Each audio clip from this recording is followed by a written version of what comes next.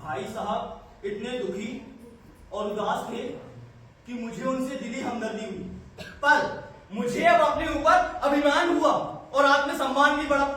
और भाई साहब ने इसे भांप लिया। उनकी सहज बुद्धि बड़ी तीव्र थी। एक दिन जब भोर का सारा समय मैं ठीक गुल्ली डंडा को भेंट करके ठीक भोजन के समय लौटा,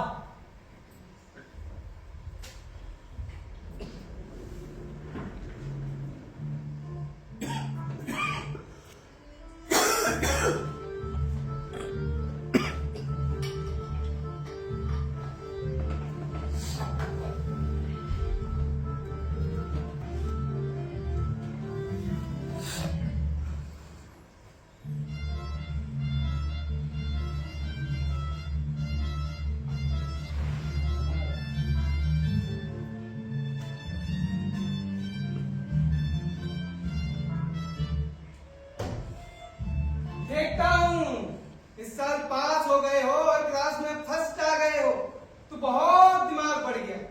मगर भाई साहब घमंड तो बड़े बड़े का नहीं रहा। तुम्हारी क्या आस्ती? इतिहास में रावण का हाल तो तुमने पढ़ा ही होगा, नहीं पढ़ा? पढ़ा है ना? उससे क्या उपदेश लिया? बस यूं ही पढ़ गए। अरे रावण भूमंडल का स्वामी था, ऐसे राजाओं को चक्रवर्ती कहते हैं। लेकिन उसका हश्र क्या हुआ? उसका नाम और निशान तक मिट गया। उसे कोई चुल्लू भर पानी देने वाला भी ना बचा। मैं तो कहता हूँ कि आदमी जो चाहे कुकर्म करे, लेकिन घमंड कभी ना करे। घमंड किया नहीं और दीन दुनिया से गायब। और तुमने तो अभी सिर्फ एक क्लास पास की है, अभी से तुम्हारा सिर फिर गया। तब तो तुम पढ़ चुके। ये समझ लो कि तुम अपनी मेहनत से पास नहीं हुए, बल्कि अंधे के हाथ बटेर लग गया। और बटेर बार बार नहीं लगा करके। जो तुम गुल्ली डंडा खेलते रहते हो ना, उसमें भी तो अंधा छोटा निशाना पड़ जाता है। इससे कोई अच्छा खिलाड़ी हो जाता है? नहीं, अच्छा खिलाड़ी वही है जिसका निशाना कभी न चूके। पर आप भी तो शेरों ने तो मचा। मेरी क्लास में आओगे ना तो दादू पे पसीना आ जाएगा। जब अलजेब्रा और ज्योमेट्री के लोहे के चने चबाने पड़ेंगे, इंग्लिस्तान का इतिहास पढ़ना पड़ेगा। अरे 8 हेनरी गुजर चुके हैं। कौन सा कांड किस हेनरी ने किस समय किया था, ये याद रखना आसान समझते हो? अरे 7वें हेनरी की जगह अगर 8वां लिख दिया तो सारे नंबर कट। एक भी नंबर नहीं देते ये लोग। भाई ज्योमेट्री तो भगवान का कहर है। भाई आ बा जा की जगह आ जा बा लिख दिया तो सारे नंबर कट, एक नंबर नहीं मिलता। भाई आ बा जा बा, इसमें क्या फर्क है? आपने दाल भात रोटी खाई या भात दाल रोटी खाई, इससे क्या फर्क पड़ता है? लेकिन नहीं, ये चाहते हैं कि बच्चा एक एक शब्द को रट डाले, एक एक शब्द को घोर के पी जाए, और इसी रटंत विद्या का नाम शिक्षा रख छोड़ा। अरे एक दिन तो कह दिया कि समय की पाबंदी पर निबंध लिखो जो 4 पन्नों से कम ना हो। बताइए, जिस बात को हम एक वाक्य में कह सकते हैं उस पर 4 पन्ने लिखने की जरूरत क्या है? लेकिन नहीं, आपको 4 पन्ने रगड़ने ही होंगे। बताइए। और अनर्थ तो यह है कि संक्षेप में लिखिए। अगर संक्षेप में 4 पन्ने हुए तो विस्तार में तो 250-300 पन्ने होंगे। मेरी क्लास में आओगे ना तो इस तरह के पापड़ लेने पड़ेंगे, तब तुम्हें पता चलेगा। अभी तो धनाधन पास हुए जा रहे हैं तो बड़े खुशी मना रहे हैं। पढ़ने बैठ जाओ, पढ़ने।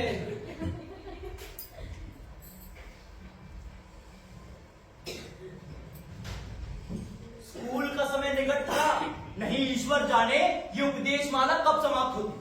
अरे जब पास होने पर इतना तिरस्कार हो रहा है तो फेल हो जाने पर तो ना जाने प्राण ही ले लिए जाए। अरे स्कूल छोड़कर नहीं भागा, बस यही ताज्जुब है।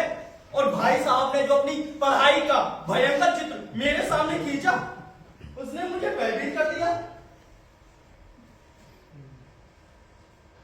लेकिन इतने तिरस्कार के बाद भी पुस्तकों में मेरी अरुचि ज्यों की त्यों बनी रही। खेल कूद का कोई अवसर हाथ से नहीं जाने देता। पढ़ता भी मगर बहुत कम, बस इतना कि क्लास में जलील ना होना पड़े और रोज का टास्क पूरा हो जाए। और फिर सालाना इम्तिहान हुए, फिर सालाना इम्तिहान और रिजल्ट आया।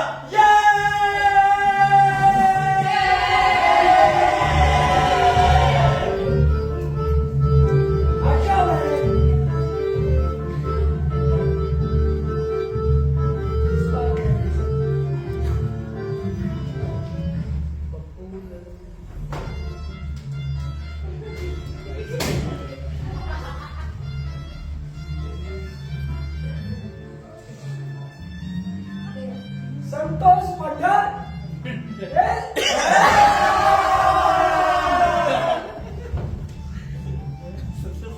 हमारी बूटा संतोष।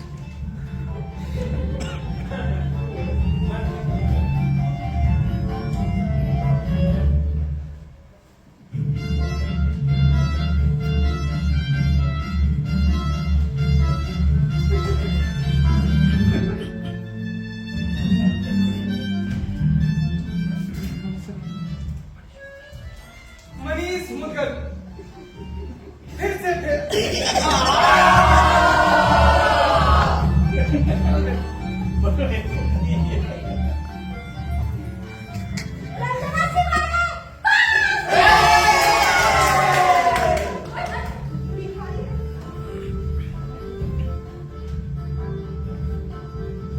प्रियंका जान, मैं पास हो गई।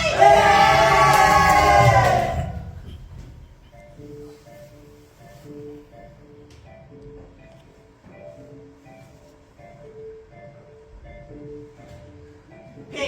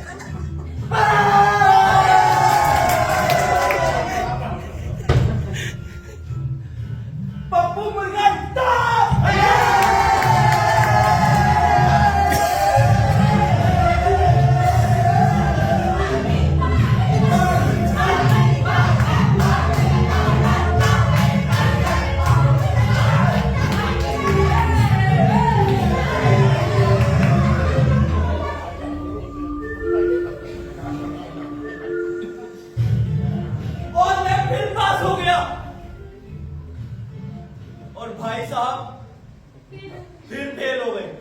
मैंने बहुत मेहनत ना की थी, पता नहीं कैसे कक्षा में अव्वल आ गया। और भाई साहब कोर्स का एक एक शब्द चाट गए।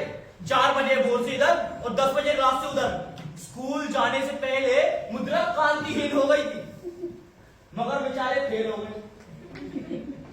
और मेरे मन में एक कुटिल भावना आई कि भाई साहब 1 साल और फेल हो जाए तो मैं उनके बराबर हो जाऊंगा। वो किस आधार पर मेरी फजीयत कर सकेंगे? लेकिन मैंने इस कुटिल विचार को अपने दिल से बलपूर्वक निकाल दी। आखिर वो मुझे मेरे हित के लिए ही तो डांटते हैं। उस वक्त मुझे अपनी ये लगता है, लेकिन अगर वो मुझे नहीं डांटेंगे तो क्या इतने अच्छे नंबरों से मैं पास हो पाऊंगा? और एक दिन संध्या के समय हॉस्टल से दूर मैं पतंगे उड़ाने बेतहाशा दौड़ रहा था। आंखें आसमान की ओर थी और मन पते कागजगामी की ओर। बालकों की पूरी सेना लगे और झाड़ीदार बांस लिए दौड़ी चली आ रही थी।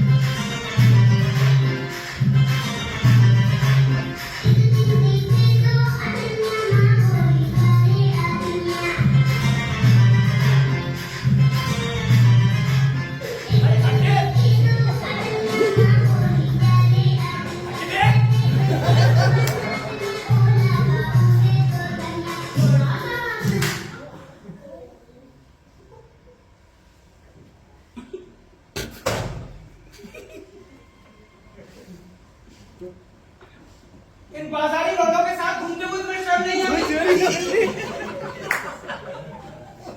तुम अब छोटी क्लास में नहीं आए हो, बल्कि बड़ी क्लास में आ गए हो। कुछ तो अपनी पोजीशन का ख्याल रखा करो। अरे एक जमाना था जब लोग 8वीं क्लास में आकर तहसीलदार एसडीएम बन जाया करते थे, लेकिन तुम शर्म ही नहीं आती। अरे अम्मा को ही ले लो, उन्होंने कोई क्लास पास नहीं की, लेकिन उन्हें हमसे ज्यादा तजुर्बा है, हमसे ज्यादा जानती है वो। और अपने हिमांशु सर को ले लो, उन्होंने पीएचडी की है पंजाब यूनिवर्सिटी से और 2 गोल्ड मेडल के साथ। लेकिन उनके घर का इंतजाम कौन करता है? उनकी बूढ़ी माँ। पहले वो खुद घर का इंतजाम किया करते, कर्जदार रहते थे, खर्च पूरा ही नहीं पड़ता था। लेकिन जब से उनकी माता जी ने ये प्रबंधन संभाला है ना, तब से घर में लक्ष्मी आ गई। तो अपने दिल से ये गुरूर निकाल डालो कि तुम मेरे समीप आ गए हो और अब स्वतंत्र हो। मेरे देखते हुए तुम बेरा नहीं चल पाओगे। अगर इस तरह भी नहीं मानोगे तो इसका प्रयोग करूंगा। जानता हूं तुम्हें मेरी बातें जहर लगती हूं।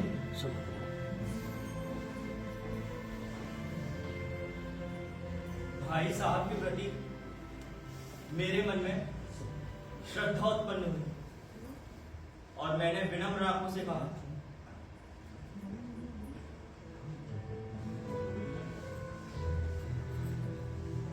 भैया आप जो कुछ कह रहे हैं वो बिल्कुल सच है। आपको उत्तराधिकार है।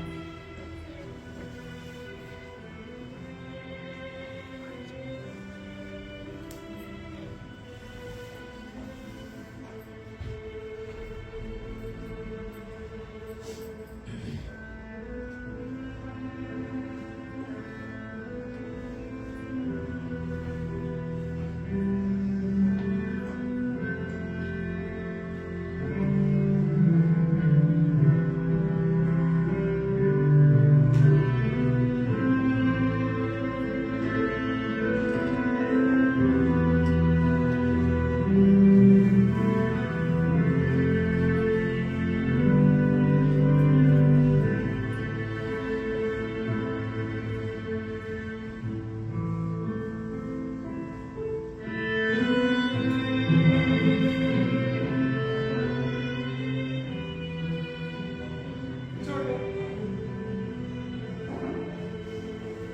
मैं तुझे पलक उड़ाने के लिए मना नहीं करता, मेरा भी जीवन चाहता है, लेकिन क्या करूं? अगर खुद मेरा हाथ चलूंगा तो तेरी रक्षा कैसे करूं? अम्मा और दादा ने तुझे मेरे ही भरोसे तो भेजा, तुझे कैसे मेरा आ जाने दूं? मेरा ही तो कर्तव्य है।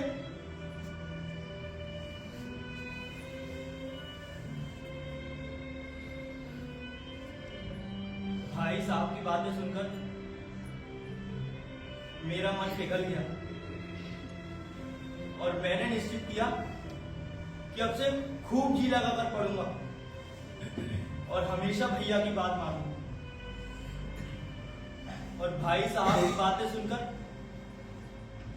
मुझे ये एहसास हुआ कि जिनके बड़े भाई नहीं होते वो पिता ना होने के समान ही हैं।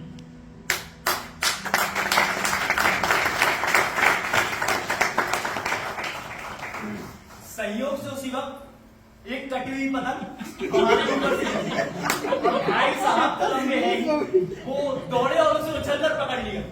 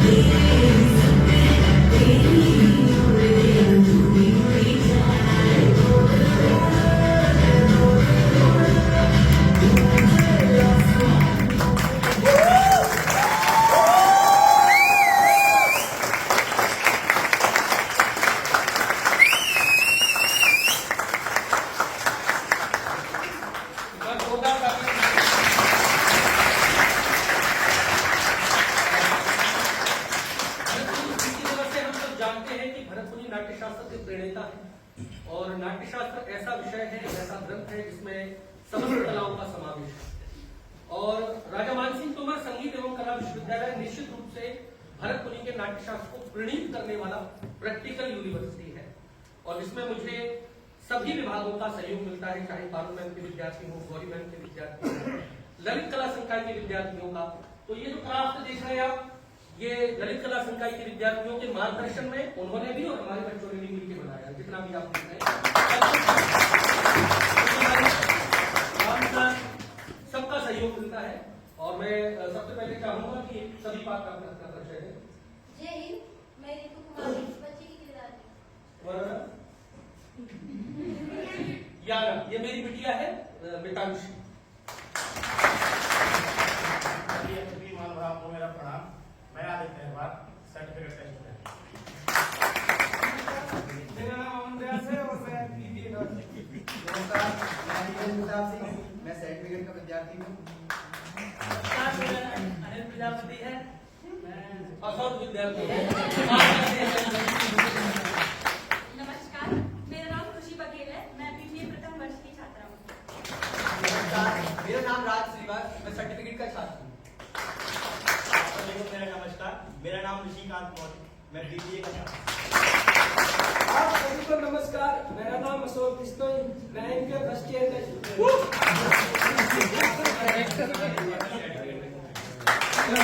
मेरे साथ सह निर्देशन करके और लाइट ऑपरेट किया अश्वनी शर्मा।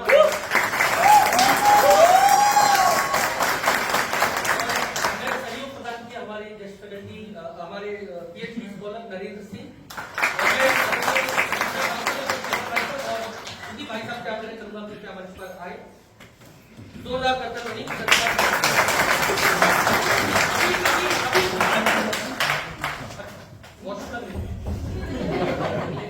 बस 3 से 4 मिनट बस।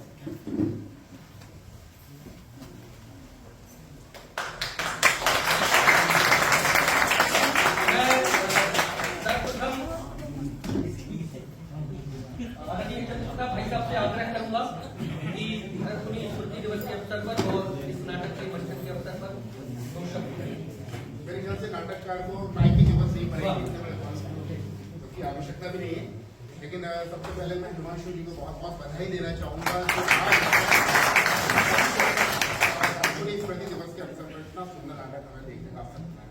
और चूंकि ये नाटक बहुत ऐतिहासिक नाटक है और आज से लगभग 100 वर्ष पहले लिखा गया होगा, लेकिन आज भी आज के परिप्रेक्ष्य में भी जीवन है। तो निश्चित रूप से आज हमने नाटक का यहाँ पर प्रस्तुत किया, तो सभी कलाकारों को बहुत बहुत बधाई। तो मैं समझ सकता हूँ कि कितनी मेहनत और कितनी जद्दोजहद एक नाटककार को करनी पड़ती है। संसाधनों को लेकर चाहे किसी भी तरह की चीज की बात करूँ तो निश्चित रूप से बहुत मेहनत का काम है। दूसरा, जैसे भरतमुनि स्मृति दिवस आज है, तो मैं कहना चाहूंगा कि भरतमुनि जी ने केवल नाट्य शास्त्री नहीं बल्कि संगीत परंपराओं को लेकर भी बहुत सारा लिखा है। तो मुझे लगता है कि एक नाटककार जो है या एक नाटक अपने आप में संपूर्ण रंगों को समावेश किया हुआ होता है, चाहे तो संगीत हो, जैसा कि बताया कि फाइन आर्ट्स के विद्यार्थियों ने इसमें सहयोग किया, तो निश्चित रूप से उसका भी सहयोग इसके अंदर लगता है। संगीत की बात करें, नृत्य की बात करें, तो सारी विधाओं का समावेश यदि है तो वो नाटक ही है। इसलिए नाटक अपने आप में परिपूर्ण है। और आज भरतमुनि स्मृति दिवस पर चूंकि हम भरतमुनि जी को याद करते हैं इसलिए क्योंकि उन्होंने एक ऐसी परंपरा विकसित की जो आज बहुत प्रासंगिक है। तो निश्चित रूप से आज के दिवस पर मैं आप सभी को बहुत बहुत शुभकामना देना चाहूंगा। जो कि समय की बलिहारी है, समय कम है हमारे पास, और इतनी अच्छी प्रस्तुति देखने का मुझे लगता है कोई भी सुनने का किसी का समय नहीं होगा। तो लेकिन मैं फिर भी आपको बहुत बहुत बधाई देना चाहूंगा कि आपने संस्कार भारती के साथ मिलकर इतना अच्छा संयोजन के साथ इतना अच्छा प्रोग्राम आपने बनाया, प्रस्तुत किया। मैं आपको इस बात में बहुत बहुत बधाई देता हूं।